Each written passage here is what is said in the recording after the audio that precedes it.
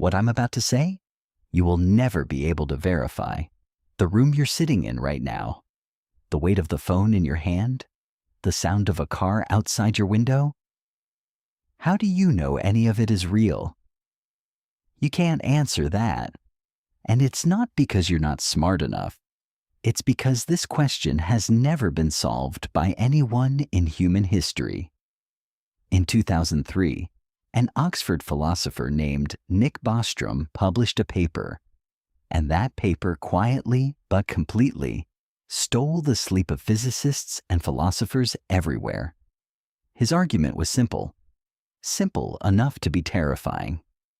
If human civilization advances far enough, we'll eventually be able to recreate the entire lives of our ancestors inside a computer. Simulations with consciousness. Simulations that feel real. And there's no reason to build just one. We'd build millions, billions. That's where the question begins. If there's only one real universe, but billions of simulated ones, what are the odds that you, right now, are living in the one real universe? But then something strange happened. Physicists, trying to seriously answer this question, started looking for traces inside the universe itself. In 2012, physicist Silas Bean proposed an experiment. If the universe is a simulation, then like a computer processing calculations, the universe should process information in units, in a grid, like pixels in a video game. And if that's true, when extremely high-energy cosmic rays hit that grid, they should leave behind a faint, unusual pattern. Bean actually designed a mathematical method to search for that pattern.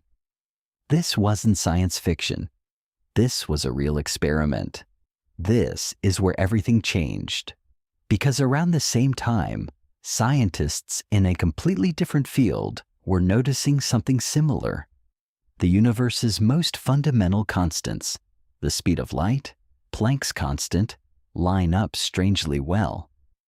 Too precisely, too perfectly.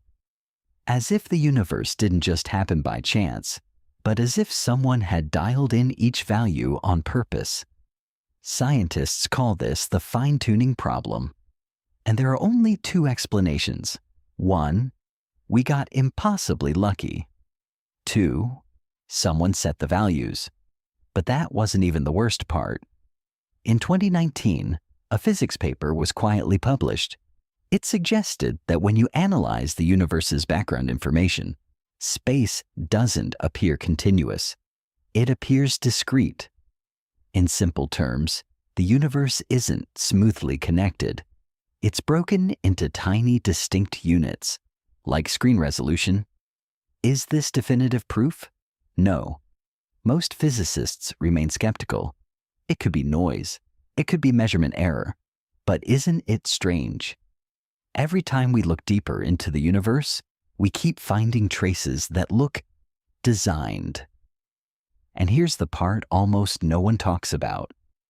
Even if we found proof that we're living in a simulation, what would that actually mean?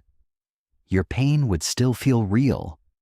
The emotion you feel looking at someone you love would still be real. The bitterness of your coffee this morning would still be real. Discovering it's a simulation wouldn't erase the experience itself. So here's the real question. What we actually want to know isn't, is this a simulation? What we're actually afraid of is this. If my life, my meaning, every moment I've ever loved is nothing more than a calculation to someone else, then what was the point of any of it? And here, the story completely changes direction. Because this question existed thousands of years before simulation theory ever did. The ancient Chinese philosopher Zhuangzi once dreamed he was a butterfly. When he woke up, he asked himself something impossible to answer. Was he a man who had dreamed he was a butterfly? Or was he now a butterfly, dreaming he was a man? 300 years ago, Descartes seriously considered the possibility that an evil demon could be deceiving him about everything he perceived as real. Simulation theory isn't a new fear. It's an old fear wearing new clothes. The same anxiety humanity has always carried, now rewritten in the language of computers. Is the reality I experience actually real? And here's the truly unsettling insight. The fact that this question has no answer already tells us something. We have never once stepped outside our own reality. From birth to death, we live entirely inside the interpretation our brain constructs for us. The red you see, the flow of time you feel, even the sense of I that you believe in, all of it is a model built by your brain. In a sense, you are already living inside a simulation. That simulation is called consciousness. This was never a story about simulation theory. This is a story about us, about how confidently we live inside our own reality, and how thin the ice is beneath that confidence. Every morning, we open our eyes and believe this world is real. No proof, no verification. We just believe it.